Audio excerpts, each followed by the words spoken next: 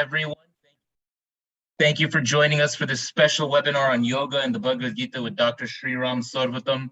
And we have people joining us from Boston, from New York, from Trinidad and Tobago, Orlando, Florida, Durham, North Carolina. If you want, please put in the chat where you are zooming in from. We have about 40 people joining us so far. We had over 200 people register. So we're going to give folks a chance to join in as we get situated. Please use the chat if you feel like telling us where you're zooming in from. If you have specific questions, use the Q&A box, but we'll get into that after we introduce this topic on yoga and the Bhagavad Gita. There's so much to it. And we have a special expert, Dr. Sriram Sarvatam, who's going to guide us through this journey today. He's just an amazing person to have with Hindu University of America. He's actually been an ardent practitioner of yoga since childhood. He was actually initiated into yoga by his teacher, Yogacharya R. Subramaniam from Chennai, back in India, with whom he studied for about 14 years. Sriramji has been teaching yoga since 1991 in India, and Sriramji is a founding member of Ekashri Schools of Yoga and is also a faculty member of the teacher training program of Yoga Bharati, one of our partners at Hindu University of America. We are so glad to be partnering with Yoga Bharati. Sriramji is a recipient of the Exemplary Service Award in Yoga given by the Consulate General of India in 2015 and the Yoga Service Award given by ISKCON in 2009. Dr. Sriram Sarvatam, thank you for joining us today. And I'm curious to the layout of the webinar, if you had a presentation, how you're going to make it interactive. And again, thank you everyone for joining us today on this Sunday for this webinar on the yoga and the Bhagavad Gita with Dr. Sriram Sarvatam. So let me hand it off to you, and I will be here to support in whatever way I can. And thank you for joining us all today, especially you, Sriramji. Thank you so much, Ankurji. Welcome everyone to the webinar on yoga of the Bhagavad Gita. So yes, today's presentation will be a slideshow. So in a few moments, I will share the slides. Allow me to begin with Dhyana Shloka, an invocation chant on Bhagavad Gita.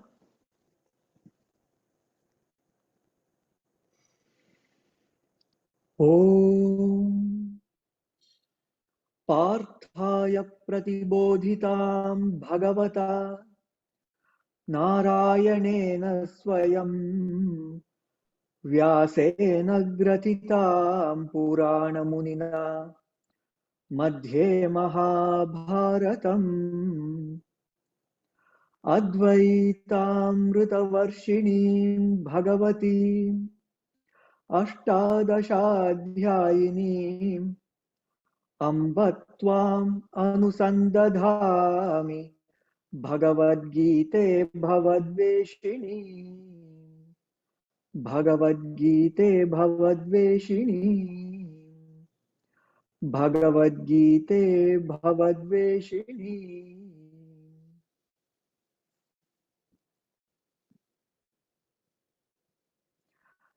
Namaste and welcome everyone to this webinar on yoga of the Bhagavad Gita. So allow me to share the slides.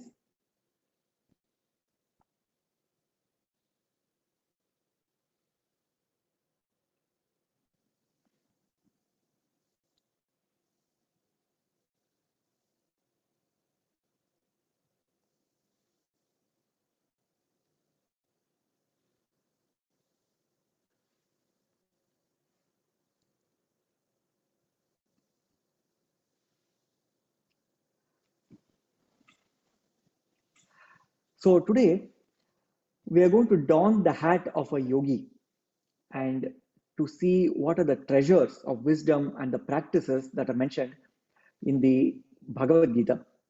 Because Bhagavad Gita is also a yoga shastra.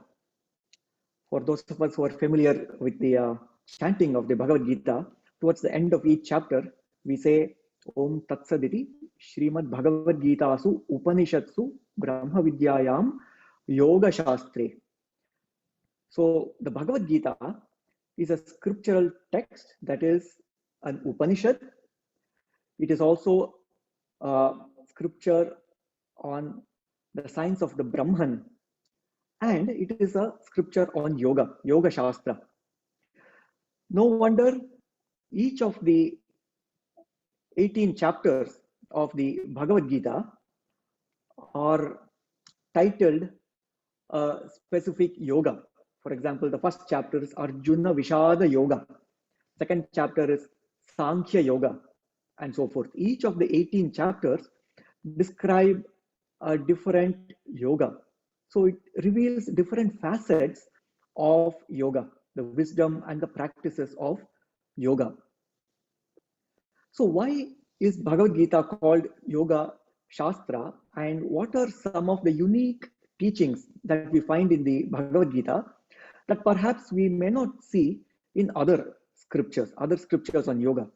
So we will shed the spotlight on the unique teachings of the Bhagavad Gita it presents on the science of yoga. So let's take a step back and ask ourselves, what is yoga? So when we look at the dictionary definition of what is yoga, by dictionary definition, we mean when we look at the root of the word yoga, the root word is yuj. It is a verb. And when we consult the classic dictionary that is compiled by Maharishi Panini, which is called the Dhatu Patha. Dhatu Patha is a compilation of about 2000 verb roots, and this verb root, yuj, appears 3 times in the Dhatu Patha, 3 times in this dictionary of compilation of all the verb roots. So the dictionary definition of the word yoga are these 3. The first one is yujir yoge. Yoga is that which unites, which joins, and perhaps many are familiar with this definition of yoga. Yoga is to unite, perhaps unite the body and the mind with the spirit, or unite the Jivatman with the Paramatman, etc. So the first meaning of the word yoga is to join. The second meaning that is offered in the Dhatu Patha is yuja samadhav. Yoga is to be in samadhi or equilibrium, the state of mind that is in perfect equilibrium. And we see a similar definition in the Bhagavad Gita, samatvam yoga uchyate. So this is the second definition we find in the dictionary of Dhatu Patha. And there is a third definition, which is yuja samyamane. The word samyama means complete control. Yama is one of the 8 limbs of Ashtanga Yoga. Yama is to control, and samyama is full control or complete control. So samyamane means we use yoga as to describe that state where we have complete control over our inner faculties, to gain complete mastery over the mind. So these are the 3 dictionary definitions that we find on yoga. And of course, great yogis have given their own definitions. When we look at the Yoga Sutras, for example, yoga chitta vritti nirodha is what Patanjali says. Yoga is to silence the agitations or the turbulence in the mind. And in the Bhagavad Gita, we see many definitions of yoga, and we will see some of them today. So when we look at these 3 dictionary definitions, one of the aspects that is revealed is yoga has something to do with contemplation or inner practices. We are dealing with the mind. So one of the notions that people have about yoga is it is a contemplative practice. In other words, it's an introverted practice. People have images of yogis who go hide in a cave to do their sadhana. In other words, sometimes people think of yogis as recluse, disconnected from the worldly affairs. And in fact, some scholars describe yoga as nivritti marga. Nivritti means to repose in the self, to be introverted. Perhaps to reject the world. Reject perhaps is too strong a word. Be indifferent to the worldly affairs. So that is a notion that people have about yoga and the yogis. But one of the unique teachings of the Bhagavad Gita is it shatters this notion that yogi is a recluse. We find that yoga is a synthesis, it is a combination of nivritti and pravritti. In other words, yoga is a combination of tranquility of the mind as well as dynamic activity. So it doesn't reject our actions and our role in the world. It combines both in a very beautiful manner. And in this sense, the contribution of Bhagavad Gita to yoga is very unique. You don't find this in many scriptures of yoga. For example, in the Bhagavad Gita, we find that an example of a yogi that Krishna states is King Janaka. King Janaka, karmanaivahi samsiddhim astita janakadayaha. So like the King Janaka, many people, many kings who have lived exemplary life, who have worked for loka sangraha, who have worked for the well-being of the whole world, not just personal self-interest, but for the well-being for the whole world, and who are dynamic in their action. So such is the example that is given in the Bhagavad Gita.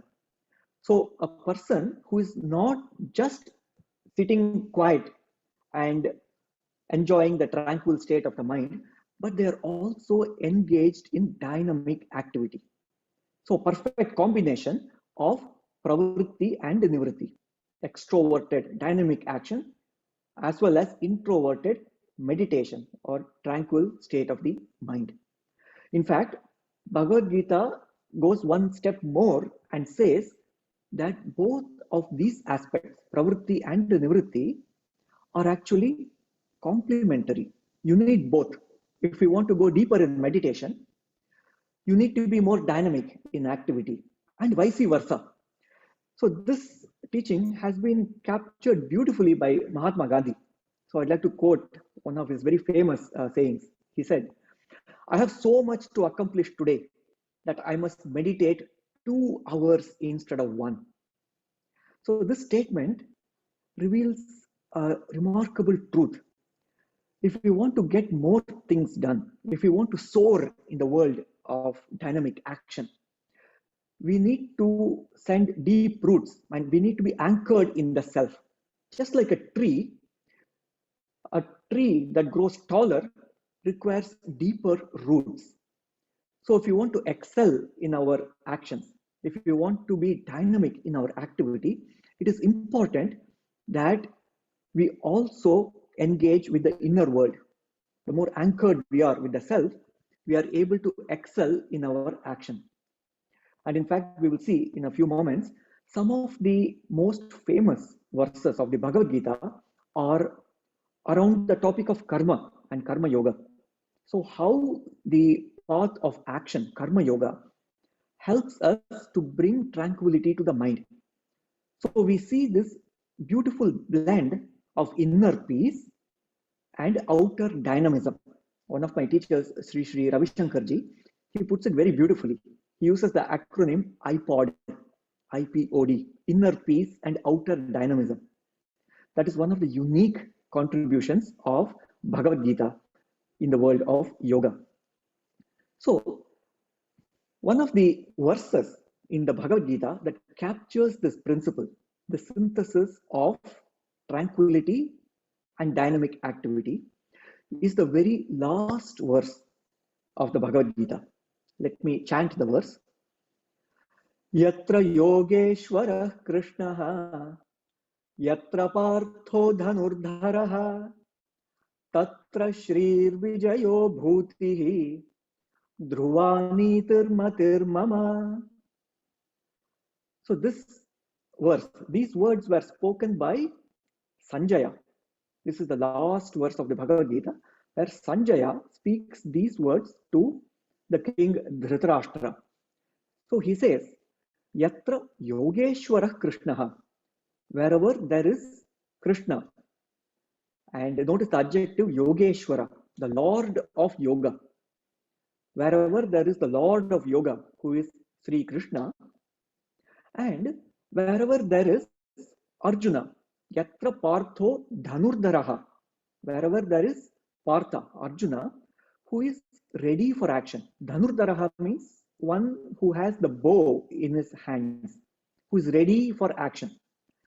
So whenever these two are together, Yogeshwara Krishna and Partho Dhanurdharaha, when these two are in the same place, Krishna and Arjuna are in the same place, in such a situation, in that place, there is Tatra Shrihi Vijayaha Bhutihi Dhruva Nitihi Matihi Mama. In such a place, you see Shrihi, abundance, there is prosperity there. Vijayaha, there is victory there. Bhutihi, there is well-being there. Dhruva Nitihi, there is orderliness, there is righteousness, there is dharma there. Matihi Mama, that is my opinion, says Sanjaya. So Sanjaya declares that wherever you find Yogeshwara Krishna and wherever you find Partho Dhanurtaraha, Arjuna who is ready for action, when they come together, there is all these victory, prosperity, etc. So what does this mean? What does it mean having Krishna and Arjuna together? In fact, Krishna reveals in some of the earlier verses in the Bhagavad Gita. But before we look at that, a few words about the same verse that we chanted. Yatra Yogeshwara Krishno, Yatra Partho Dhanurtaraha, Tatra Shrir Vijayo Bhutihi Dhruvanitir Matirmama. This verse is a very special verse in the Bhagavad Gita because it is called the Ekashloki. Ekashloki means the one shloka, the one verse in the Bhagavad Gita that captures the essence of its teachings. It captures the essential teachings of the Bhagavad Gita. It goes to the heart of the teachings. So if we want to compress the teachings that is contained in 700 verses of the Bhagavad Gita into one summary verse, this is the verse that scholars have chosen. So this is called the Ekashloki. So this verse packs the wisdom of the entire Gita. So let us unpack what this means. What does it mean? Yogeshwara Krishna is present. So Krishna reveals where he is. Yatra Yogeshwara Krishna. Kutra. Kutra means where. Where is Yogeshwara Krishna? And he reveals that in one of the earlier verses in the Bhagavad Gita. He says, Aham Atma Gudakesha Sarva Bhutashaya Sthitaha. Aham Atma Gudakesha. That means he says, I reside in the heart of all beings.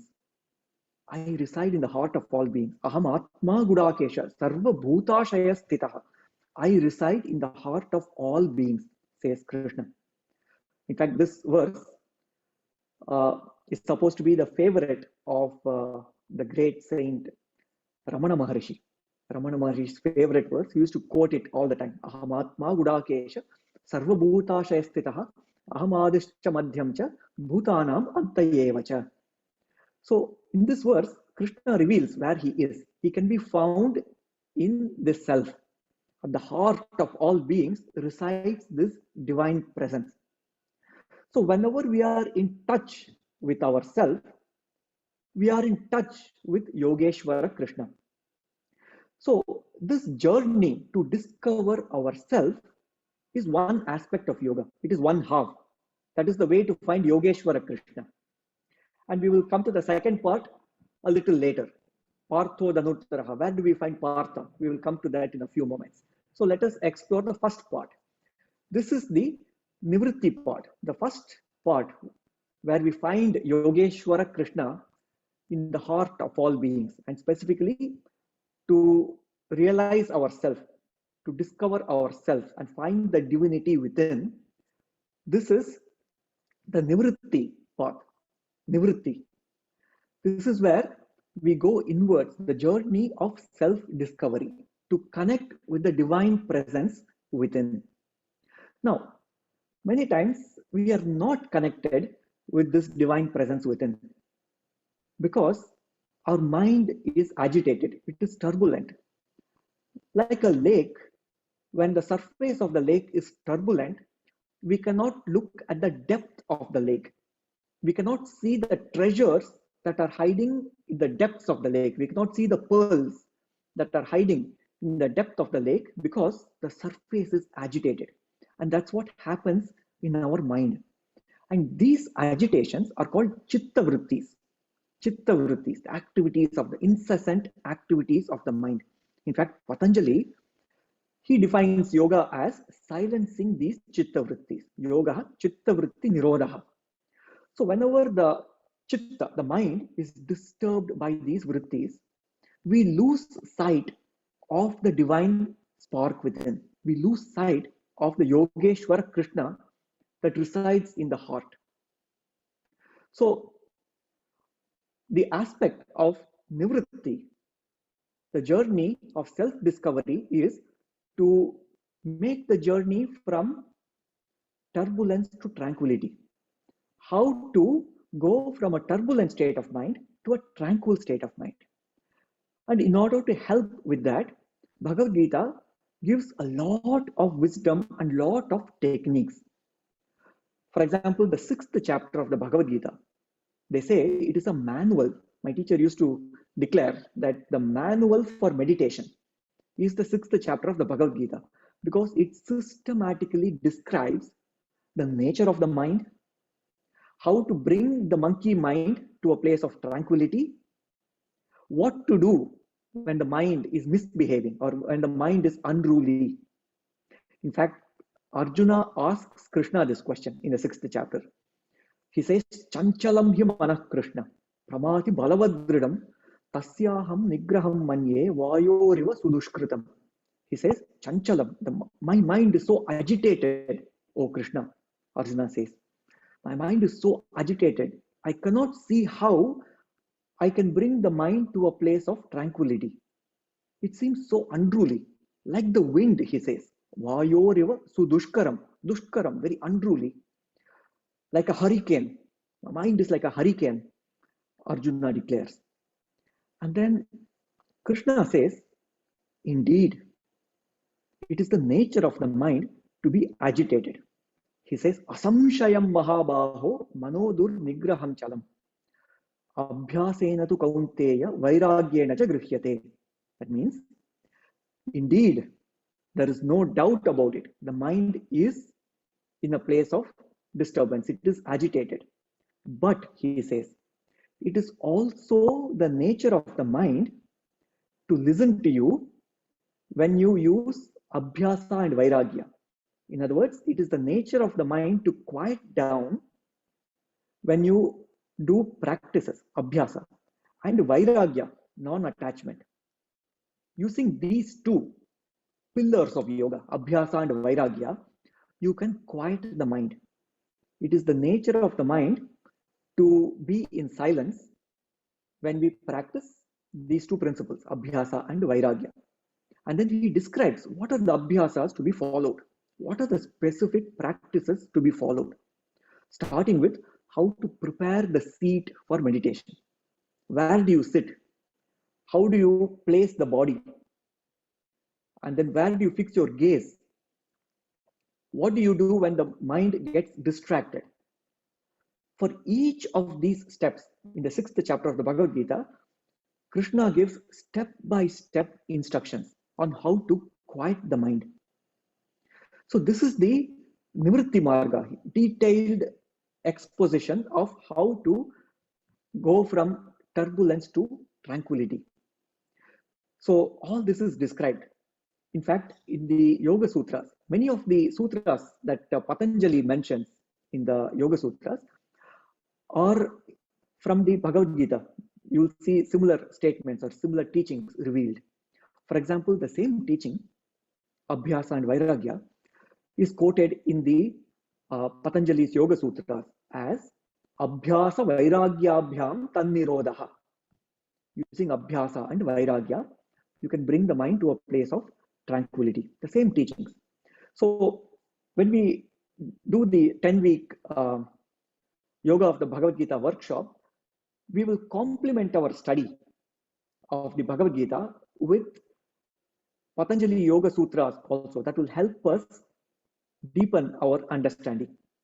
So we will, as we explore the Bhagavad Gita and the teachings of yoga that is contained, we will also use some of the sutras that will broaden our perspective, and it will give a deeper wisdom to understand the principles of yoga. So when we talk about the specific practices, the specific abhyasas, you also find preparation for the body. For example, in the 6th chapter, we see mention about asanas, doing yoga asanas. Shuchau deshe pratisthapya stiram asanam atmanaha. Stiram asanam, how to bring the body to a place of stability, how to sit. And pranayama is also described. In the 4th chapter of the Bhagavad Gita, the definition of pranayama is given. What is the role of pranayama? Why should we practice both asanas and pranayama? In fact, all the angas of yoga. When we read the Yoga Sutras, for example, Patanjali systematically categorizes the 8 parts of the abhyasa, the 8 parts of the practice, the Ashta Angas, Yama, Niyama, Asana, Pranayama, etc. And what is the role of each of these practices? And how does it help in the progress that we make in the path of yoga? Let me give an example.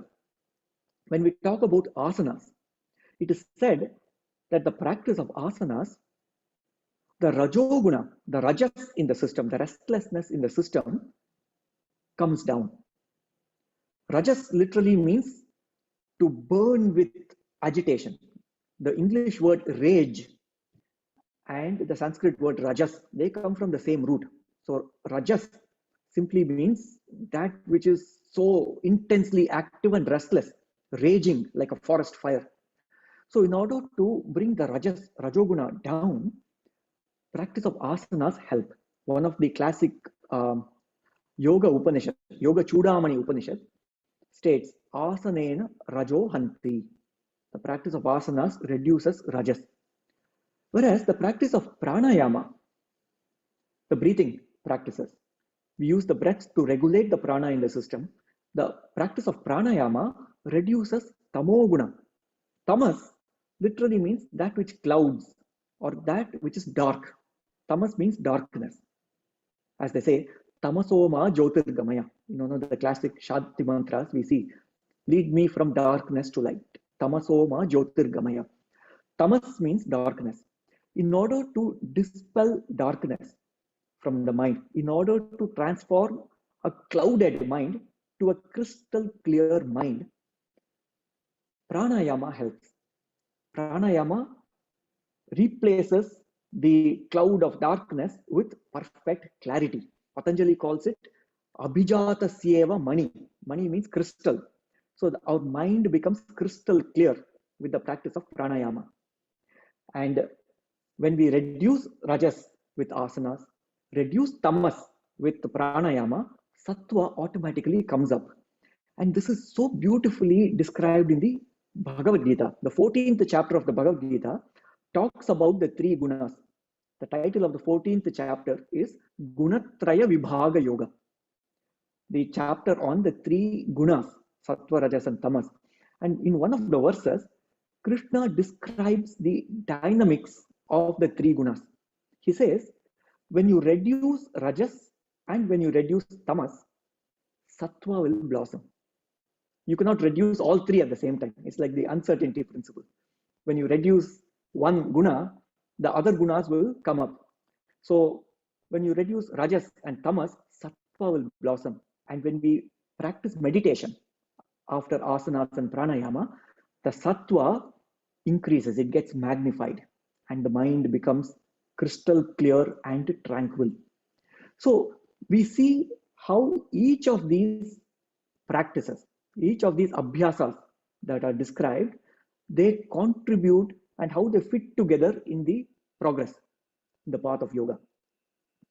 As part of our study, we will also look into Sankhya, because the science and the practice of yoga is founded on the basis of Sankhya philosophy.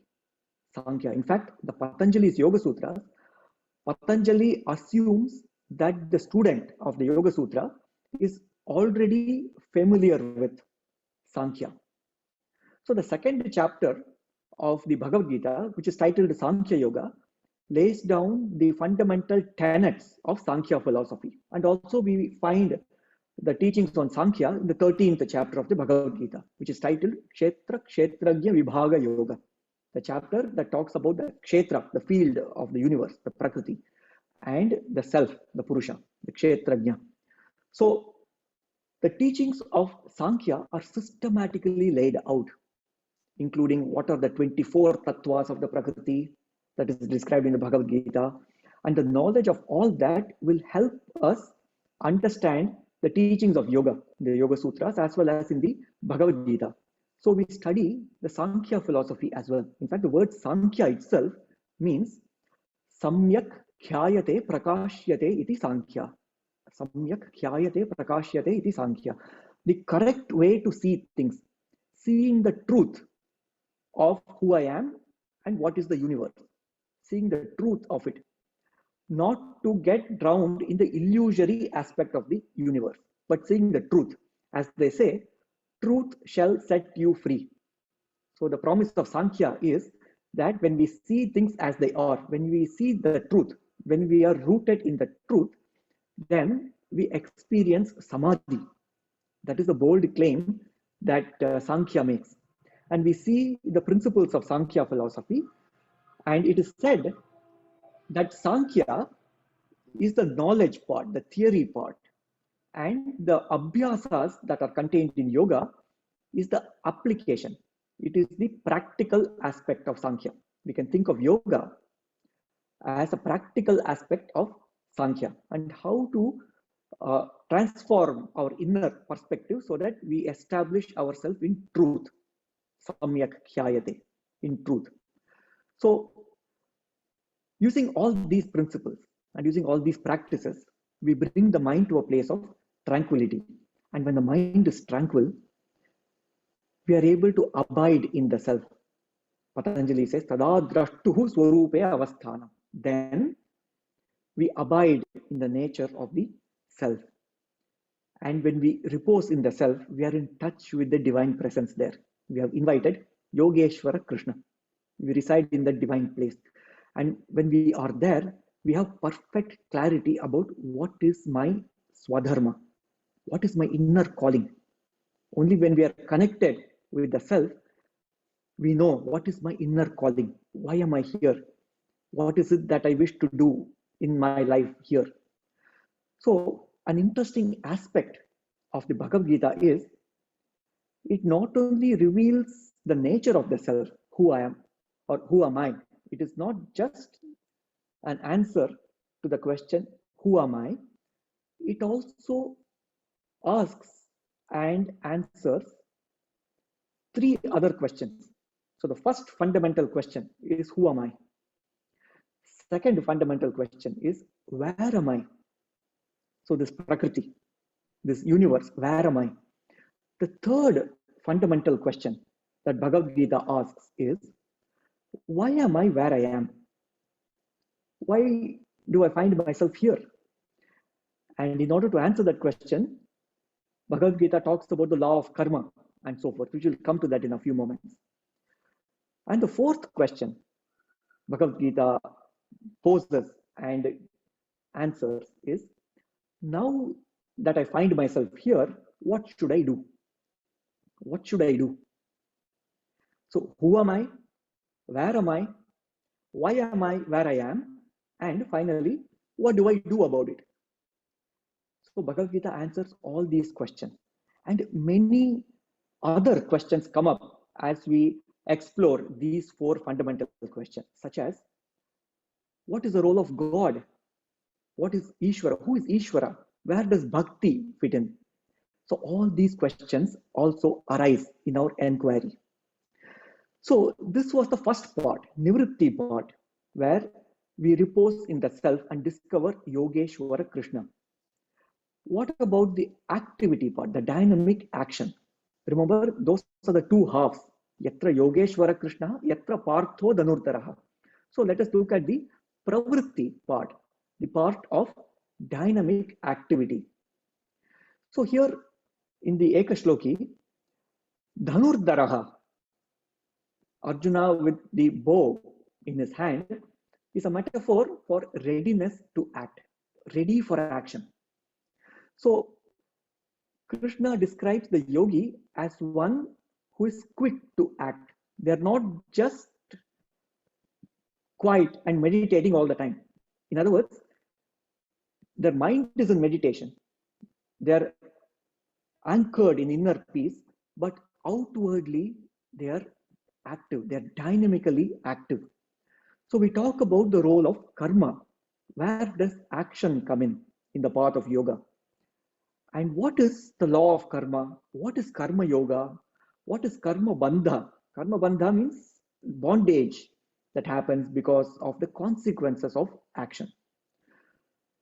So in the Bhagavad Gita, Krishna says that in the realm of the Prakriti, the realm of the physical world, activity abounds.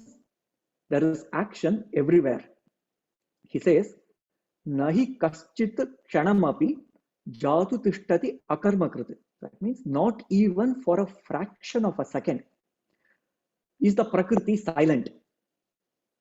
The Prakriti is supremely active. Prakriti means the physical universe. It is supremely active.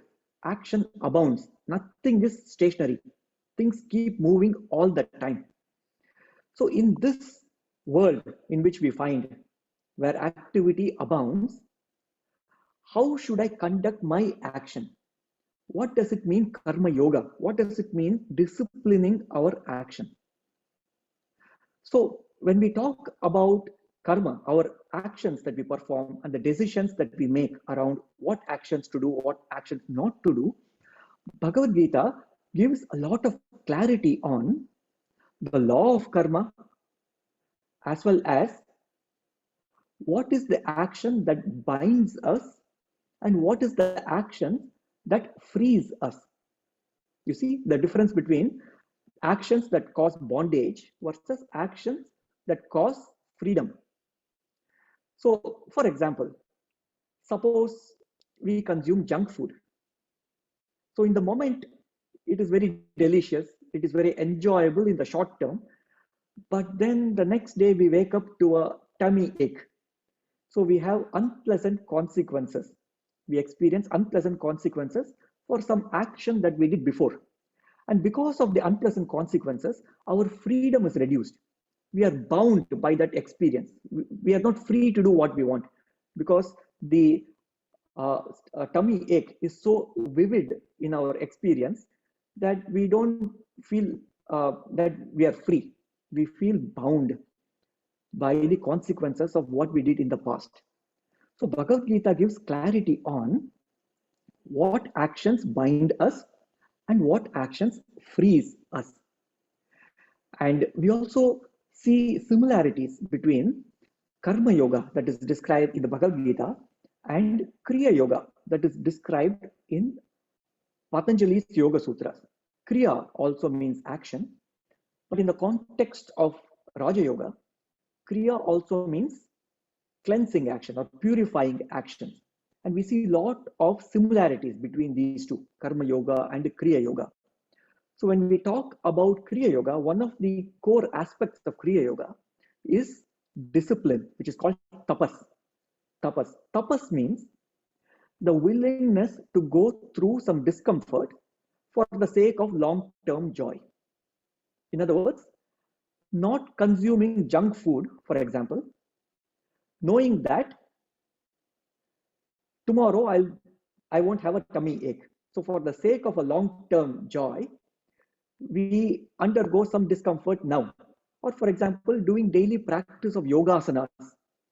Every day we wake up in the morning, although the body may feel lethargic, we have to drag the body inside the yoga mat to start the practice of asanas, Surya Namaskars, etc. But after a few minutes of beginning the yoga practice, we find ourselves, wow, exuberant with well-being and the lightness of the body.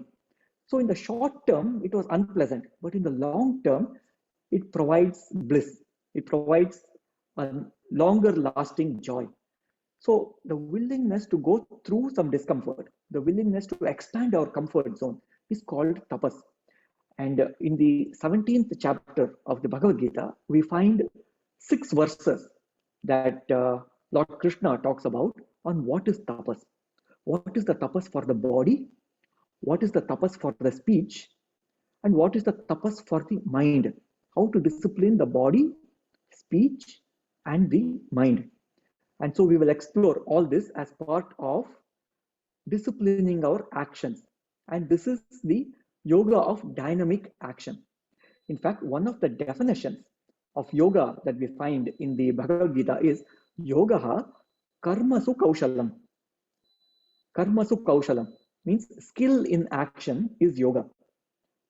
Kushala also means excellence. Excellence in action is also yoga. So that is how the yoga is defined in the pravritti marga. So when we're engaging with the world, how does yoga get expressed? It is by karmasu kaushalam, excelling in our actions, skillfully executing our actions. So this is karmasu kaushalam. So we have seen 2 parts, the nivritti part, where we silence the mind so that the mind is tranquil and we are able to be in touch with the divine presence. And then the path of dynamic activity, which is the pravritti marga. And then there is one more aspect to it, which is the bhakti. We can think of bhakti or devotion as the glue that connects both, that connects the self with action. So when we look at the role of Arjuna, Arjuna was not just a great warrior. When we look at the Mahabharata war, there were so many great warriors. But Arjuna was also a bhakta, a devotee.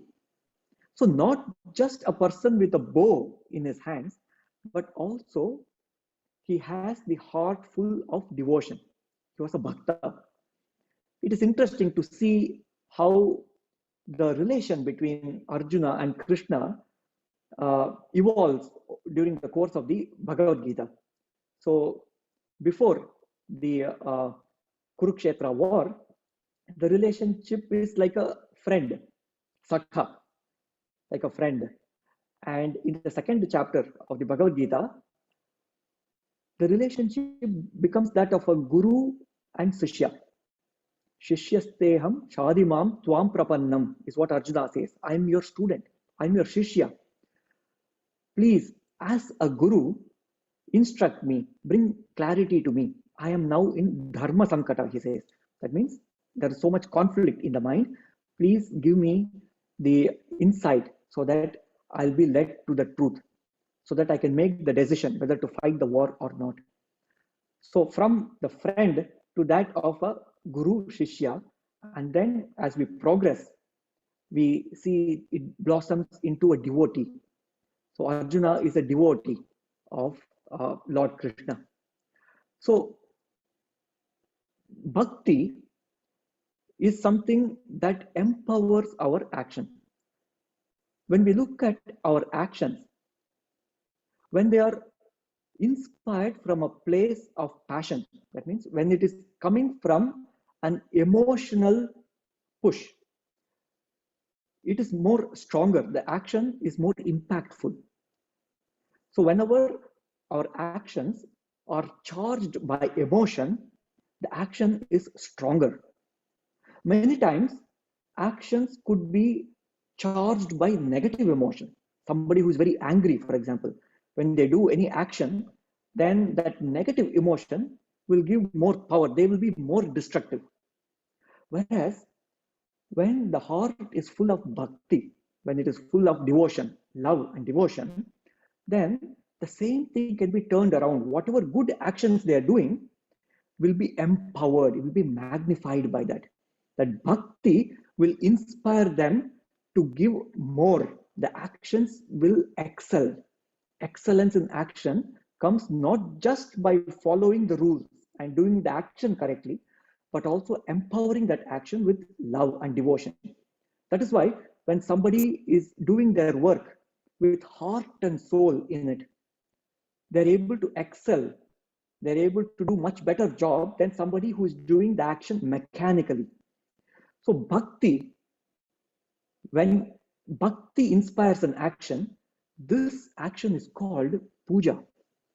So the word puja, many of us are familiar with the word puja. Puja literally means purnat jayate iti puja. Purnat jayate. That means that action which is born out of fullness in the heart. Purna means full. Heart full of love and devotion. And from that devotional state, our actions are born out of it. This action is called puja. So using bhakti, when the heart is in that place of bhakti, whatever actions we are inspired to do, it becomes an offering, it becomes a puja. And in this way, we find in the Bhagavad Gita, Lord Krishna says, we can transform every little action, even a mundane action. It could be the action of folding clothes or washing dishes or driving in traffic, mundane activities perhaps, but we can transform them to spiritual actions, spiritual disciplines by coming from a place of bhakti. Oh, I'm doing this action because I'm serving. I'm serving. This action is coming out of love and devotion. So this is the perspective that Bhagavad Gita gives. So when we look at all these facets of yoga, bhakti, karma, the dynamic activity, Sankhya, which is the truth about ourselves, etc., what we find is that they are not separate yogas. They are not separate things where, oh, I am a bhakti yogi, I am a karma yogi. It's not like that at all. We find that they all complement each other. The more established we are in ourself, the more self-realization we have, the more effective we are in our actions. More bhakti is there in our heart, then the more benefit we can offer to the world. So such is the teaching of the Bhagavad Gita, which synthesizes all these yoga. It blends all these facets of yoga into one discipline. And this is what we will explore in the 10-week session of the yoga of the Bhagavad Gita. So starting next Saturday, we have each of these sessions, yoga of the Bhagavad Gita. If you are interested to join this workshop, each session, we will take up a specific theme. For example, in the first week's session, the theme will be Dharma, because the first word of the Bhagavad Gita is Dharma. Dharma kshetre kurukshetre. Dharma is the first word in the Bhagavad Gita. We will explore the topic of Dharma and how it fits into the practices and the wisdom of yoga. And in the second session, the theme will be Sankhya. We will explore what is Sankhya, what are the teachings that Bhagavad Gita gives around the topic of Sankhya. And as I mentioned before, Sankhya is the foundation for yoga. And Patanjali assumes that the student of the Yoga Sutras is familiar with Sankhya. So like that, each of the sessions, we will take up a specific theme and we will look at some relevant verses from the Bhagavad Gita. Maybe each session about 10 to 12 verses from the Bhagavad Gita. We will chant the verses, we will explore the meaning of the verse and how to practicalize it. Very important. How to apply these principles in our daily life. So this is the plan for this upcoming course with the Hindu University of America. And with this, allow me to circle back into the akash loki. I will conclude by chanting this verse once again, this important verse that captures the essence of the Bhagavad Gita. Sanjaya uvacha yatra yogeshwara krishnaha yatra partho dhanurdharaha tatra shrir vijayo bhutihi dhruvani tirmatirmama. Thank you all for your enthusiastic listening. If there are any questions, you may write them in the chat box. And let me hand over to you, Ankurji. Thank you so Yeah, much. actually, thank you. That was beautiful. Always love the presentations. We have just over 100 people joining us now. Some people trickled in. So if you have questions, put them in the Q&A box. That way we can keep track of them in the chat. Actually, what I'm doing in the chat is I'm dropping the link to the course, the Yoga of the Bhagavad Gita. It's on Saturdays at 11 a.m. Eastern time. It'll be 2 hours. And each week you're going to be with Sri Ramji in the course, your classmates in a Zoom. You ask questions, be interactive. We can get into some questions on that if you have any. And the course fee is $300. So please consider enrolling. Let's take some questions. I don't have any questions in the Q&A box. People are saying they're appreciating the presentation. Thank you. Sri Ramji definitely is one of the best speakers we have on our webinars, and we're always glad to have him join us. So how about questions, folks? Any questions or thoughts? Shriramji, I don't know if there's a particular aspect that you wanted to present on. If there's some former students who we can call in, if you see them, we could have them join us. Lean, you'd like to enroll, please do. Just click through that link and okay, there we go. Some people are dropping some questions. Would you be getting into meditation techniques in the course? So we will look at some of the methods, some of the techniques that are presented in the Bhagavad Gita. So we will look at a few verses that talk about specific methods to use to bring tranquility to the mind. Of course, the topic of meditation is vast, and there are so many techniques, dozens of techniques to quiet the mind. In fact, one of the sutras, Patanjali says, Yathabhimata Dhyanadva. That means of all so many meditation techniques, pick one that resonates with you and practice that diligently. And Bhagavad Gita presents a few meditation techniques, and we will definitely explore them. Yes. Yes, thank you for that. Unfortunately, we won't be giving a discount. We have instituted a late fee starting October 1, so we'll keep the fee flat at $300 for this course because the webinar is a little bit late. So the fee is going to be $300. Do consider enrolling. In the course, it is set up through our learning management system. So week by week, you'll get the Zoom link. If there's particular readings or things that Sri Ramji wants you to look at, it'll be easily accessible. And so one of our anonymous attendees is asking which books will be utilized. So if you could just break down week by week kind of the layout of what you're presenting, and you kind of already did that, but just to reiterate. Yes, we will consult a couple of reference books. It's more for the sake of reference rather than using the books as a text book.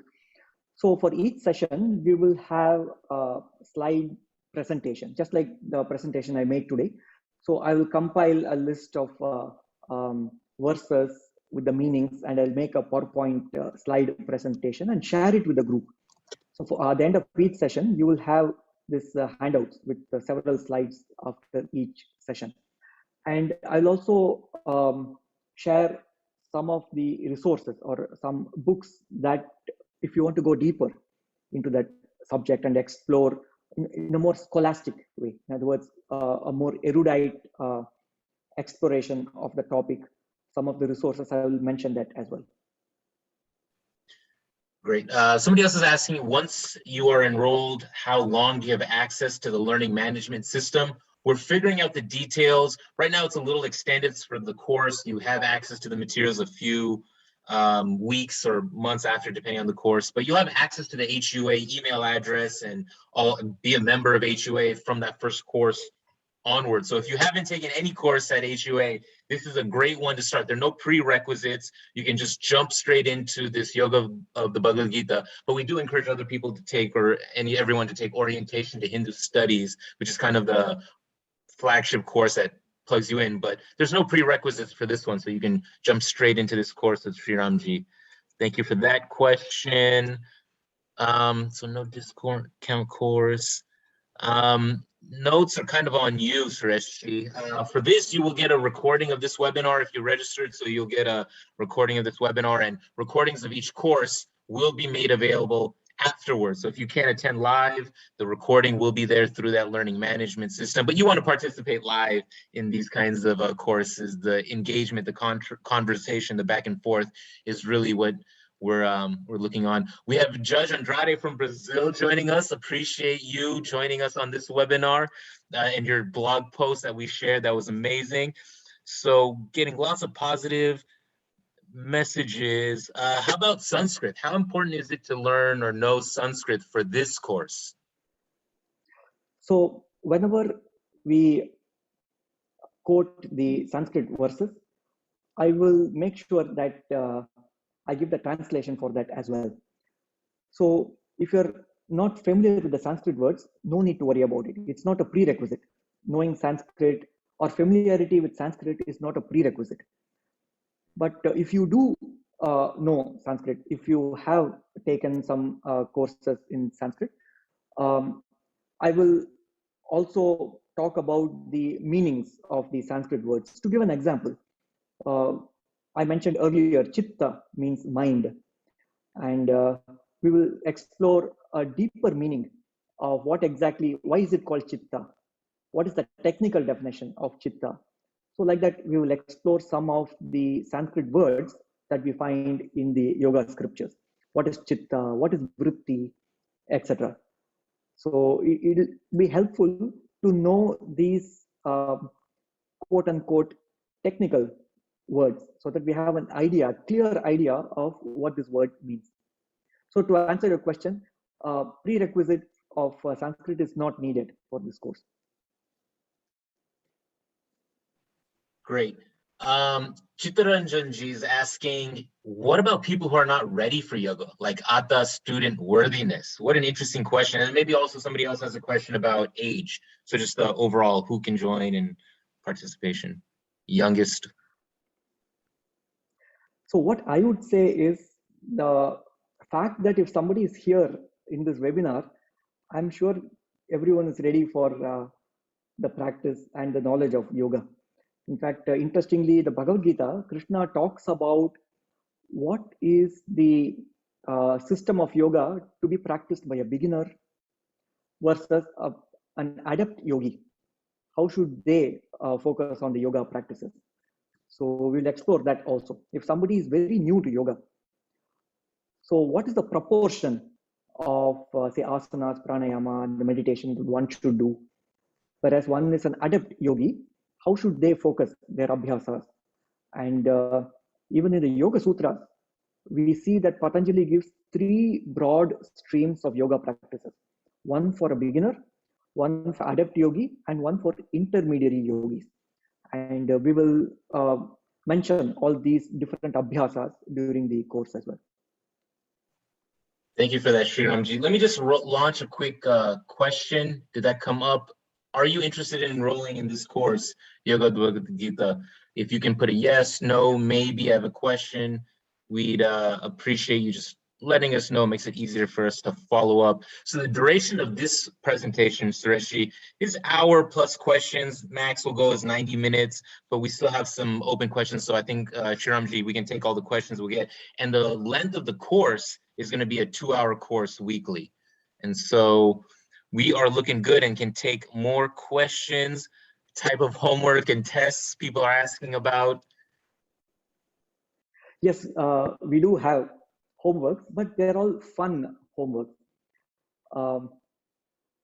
At the end of each session, one of the homeworks that we ask everyone to do is to jot down 3 points that stood out for you. So based on the teachings for that session, 3 bullet points that really resonated with you. So that is one way to revisit the material and also to imbibe what we have learned from the yoga of the Bhagavad Gita. We'll also have some practical homework as well. For example, one of the homework would be when we do the topic of karma yoga. One homework will be during the course of the week, do 5 random acts of kindness, and you just journal at the end of the week. You make a note of what are the 5 things you did, random acts of kindness, without an expectation to receive anything as a reward. So that will be one homework, for example. Like that, each week there'll be some fun homework like that. Thank you for enrolling. Glad and always exciting to see people enrolling during the webinar. Books and notes, again, that'll be available on the learning management system. So we're not going to mail you anything like that. You'll have it all electronically. And if you have trouble, we'll be able to troubleshoot with you. Purvaji doesn't have a question, but kind of an interesting statement. Just going to read it. So if one has the equilibrium of mind and control over the mind and has bhakti in their heart, along with right skills, then prosperity and righteousness will come naturally. Indeed, that's a very beautiful summary of the Akash Loki. Vaibhavji is asking, will we have an online community for interacting and sharing with each other, and how through the course will you facilitate that kind of classmanship? Yes, we do. In fact, during the course, we have an email list, uh, a listserv email list where we can have discussions during the week. If some of the points, if you wish to offer your perspective and have a discussion with other students as well. And in fact, in the past courses, we have had very lively discussions like that. Perhaps some of us here in this webinar, some of the participants have done the course before. Would anyone like to share or speak up and share your experience with others? Yeah, that'd be great. Just send me a direct message or raise your hand in the participant window. And if you did take the course, I can just get you up on the panel and you can speak to our still over about 80 members still joining us and asking questions. Glad to have you still on. Raj Gopalaji, the course is 100% online, both hours. So we're not going to ask you to attend anywhere in person. So depending on your busy schedule, you can be there for a part of it or not, but the course is 100% online. Sumaji, you will receive credit for taking the course, part of the different way that we're keeping track of courses and credits, adding up to certificates and other recognition through Hindu University of America. But for the webinars, we do not have any kind of webinar participation certificates or anything like that. So please do enroll in the course and get that credit from HUA. Will the course be offered another time? You've offered this course once before, is that correct, Shriramji? And then maybe in the future, but let's just take it now. If you can make it work, enroll in this fall quarter and get involved. But Shriramji, what are your thoughts on the other courses you're also offering? I know I had you do a guest lecture in holistic yoga a few quarters ago, so I know you are engaged in different ways, and people want to be in a course with you. It doesn't necessarily mean it has to be in this course, but when else are you teaching and how are you managing your time with Hindu University of America? Yes, you are right. This is the second time we will be doing the Yoga of the Bhagavad Gita course. So the plan is to alternate between Yoga of the Bhagavad Gita and Yoga of the Yoga Sutras. In fact, in the current semester, we just concluded, we finished the Yoga of the Yoga Sutra course. So the plan is to offer one after another, alternately. So yes, we do plan to offer it in 2022 as well. But as Ankurji said, it'll be wonderful if you can join us for this week's, this semester's sessions. And I think we have a student joining us, Hariji. Thank you for jumping on. Maybe you want to interact with Shriramji or just tell your experience. Yes, I just wanted to maybe share my experience. I have not enrolled. I mean, actually, I've enrolled into the Bhagavad Gita course this quarter, but I did another course with Sri Ramji last quarter on the Yoga of the Yoga Sutras.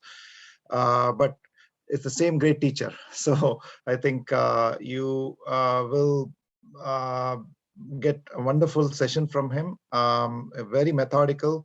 He brings all his engineering skills into explaining this technology to us. I consider this like a very supreme technology because it's the technology that's associated with our internal development and progress.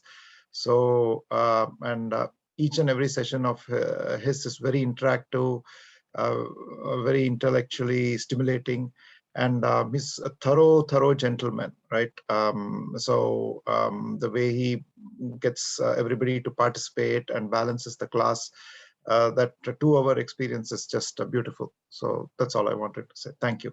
Thank you, Sriramji, and thank you, Guruji. Thank you. Thank you for sharing and being on and participating. Glad to have you. Let's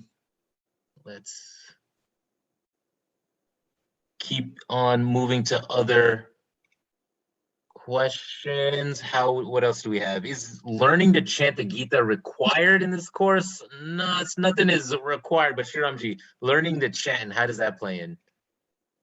It is not required.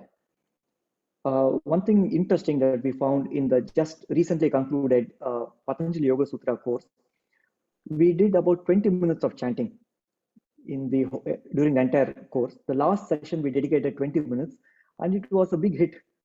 So people really loved it, the chanting experience. So perhaps not during all the sessions, but maybe once in, say, 2 or 3 sessions, we can devote about 10 to 15 minutes for chanting. Because chanting of the shlokas itself is a sadhana, especially when we know the meaning of the verses. Knowing the meaning and chanting the verses itself brings the mind to a place of tranquility. So it is a sadhana by itself. And perhaps we will do it once in 2 or 3 weeks, but it's not a prerequisite. Santa Boriji is asking, this is kind of a funny question, but I hope you appreciate. What is the karamfala from the course? It's up to you. It is what you wish to take out of it. And just going over the different kinds of yogas, right? The Jnana Yoga, Karma Yoga, all the 18 versions of different yoga, just maybe anonymous attendee is just kind of not, I guess, it's discussed in many different scriptures, and maybe just some background on that and how it plugs in and where you're focusing on in the course. So as I mentioned, each of the 11 sessions, there'll be a specific theme. For example, when we talk about karma, the focus will be on karma yoga. So when we talk about Sankhya, the focus will be on Sankhya yoga and the Jnana yoga, because they are linked together. In fact, Sankhya and Jnana can also be synonyms. And there are many scholars who use the two terms as synonyms. So there'll be a focus on Dhyana yoga and so forth. And because there are 18 chapters, 18 yogas, but we have only 11 sessions. So I've chosen the theme from these 18 chapters, but hopefully it'll cover a good summary of the Bhagavad Gita. And it's interesting because when we look at the first chapter, the first chapter is called Arjuna Vishada Yoga. Vishada literally means despondency or confused state of mind. And that is also considered to be yoga. When the mind is in confusion, that is also yoga, because only when the mind has questions does it seek answers. Otherwise, the mind is doing the same old thing. It is not really in a mode of inquiry. Only when the mind is confused, it's the step towards receiving knowledge. So Vishada yoga itself is a yoga. And Arjuna did not have any questions before he had this Dharma Sankata. Like before the war, Arjuna did not have any questions. He didn't trouble Krishna with his questions.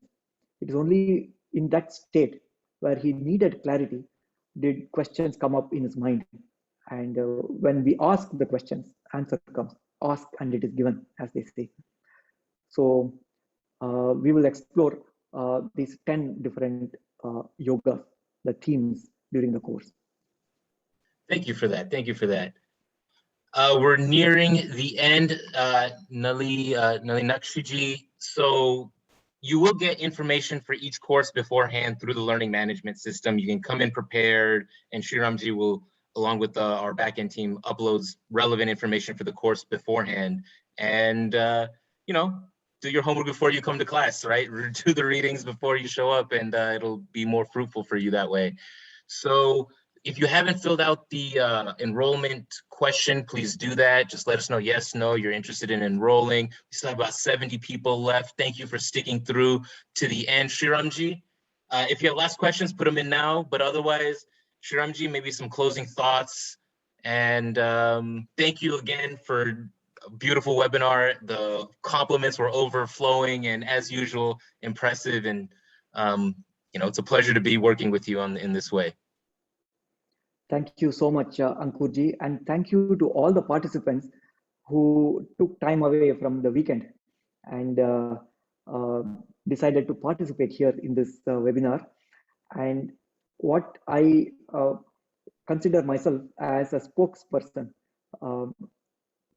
that shares the joy of Bhagavad Gita, the Yoga Sutras, and the entire wisdom and the practice of yoga, because I have benefited a lot out of it.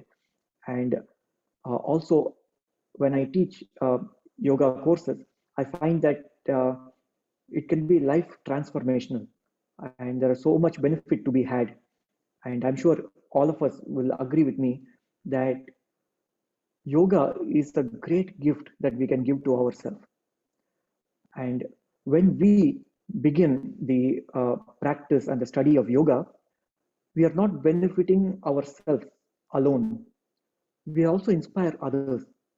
In fact, the best way to inspire others, Bhagavad Gita says, best way to inspire others is to be a role model, is to be a shining example of ourselves. So when we start the practice and the study of yoga, we influence people around us. Krishna says, Yad yad acharati sreshtaha tattadeve tarojanaha. Whatever role model does, others will be inspired by it and they will come to the same path. They will also they will mimic the same actions.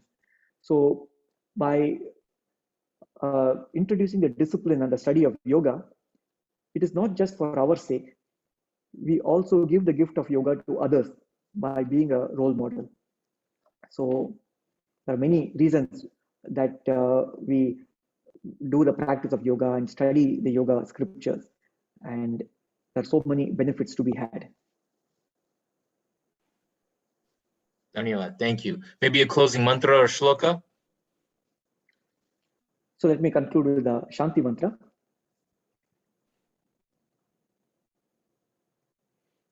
Om Sarve Bhavantu Sukhinah Sarve Santu Niramayah Sarve Bhadrani Pashyantu Ma Kaschid Dukkha Bhag Bhavet. Om Shanti Shanti Shanti. Harihi Om. Shri Gurubhyo Namaha. Harihi Om. Dhanyavadaha. Thank you.